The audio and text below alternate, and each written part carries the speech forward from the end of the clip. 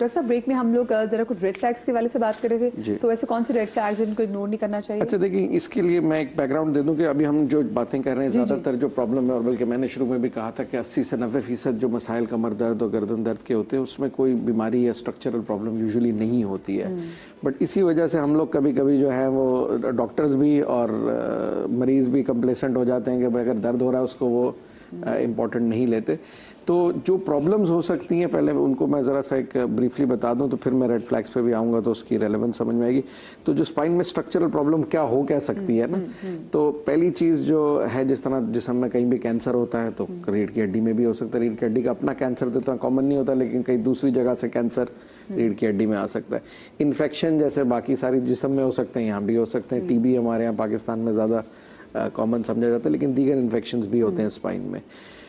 तीसरी चीज़, ट्रॉमा के साथ कोई हड्डी टूटना, कोई चीज़ डैमेज होना, अगर कोई सिग्निफिकेंट चोट लगी है, आपको सीढ़ियों से गिरे हैं, दरख्त से गिरे हैं, गाड़ी में एक्सीडेंट हुआ है तो डेफिनेटली इंजरी। फिर पैदाइशी कुछ चीज़ें होती हैं, कुबड़ापन जो होता है, जो स्कोलियोसिस या काइफोसिस स्पाइन में बन जाती हैं, या बचपन से कोई बनावटी चीज़ हो स्पाइन के अंदर, इस तरह की बीमारियां हो सकती हैं। फिर जो इन्फ्लेमेटरी डिजीज़, जो सोजिश वाली बीमारियां जो डॉक्टर साहब ने बताई थी, एंकाइलोजिंग स्पॉन्डिलाइटिस है जिसमें मोरों में सोजिश होती है, आपस में जुड़ जाते हैं।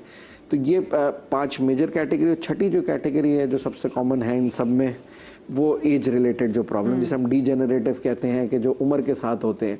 लेकिन उम्र के साथ का मतलब ये नहीं होता कि ज़रूर बुढ़ापे में जाके होंगे। वो सफ़ेद बाल की तरह, जैसे आजकल हम देख रहे हैं जवान लोगों के भी बाल सफ़ेद हो जाते हैं, झड़ जाते हैं, उसी तरह ये चेंजेस भी यंगर पॉपुलेशन में भी आ सकते हैं, और बहुत से बड़ी उम्र के लोग होते हैं उनमें नहीं होते। जी जी बिल्कुल। लेकिन ये कि क्योंकि इनमें कोई हमारे पास कोई डिजीज प्रोसेस आइडेंटिफाइड नहीं है, कोई इन्फेक्शन नहीं होता, कोई और चीज़ नहीं होती, ये एज के साथ तोड़फोड़, जेनेटिक्स, इसमें बहुत सारे फैक्टर्स शामिल हैं। तो उसमें जो कॉमन चीज़ें, उसमें एक तो डिस्क की हमने काफ़ी बात की, डिस्क उसकी वजह से शियाटिका होता है। एक होती है जो उम्र के साथ, बड़ी उम्र में जाके नाली तंग हो जाती है, उसे हम स्टेनोसिस कहते हैं, कि नाली तंग होती है। तो उन लोगों को ऐसे पेन नहीं होता, लेकिन जब वो चलते हैं तो उनसे चला नहीं जाता। वो 5 मिनट के बाद कहते हैं मेरी टांगे सुन हो जाती हैं और हमें बैठना पड़ता है। जेनेटिक में भी तो होता है ना आपकी? जेनेटिकली कंजेनिटल स्टेनोसिस अलग चीज़ है, बहुत रेयर होता है। जो ज़्यादा होता है वो यही होता है कि एज के साथ जो स्पाइनल स्टेनोसिस बनता है, तो 60s में अक्सर लोग आते हैं।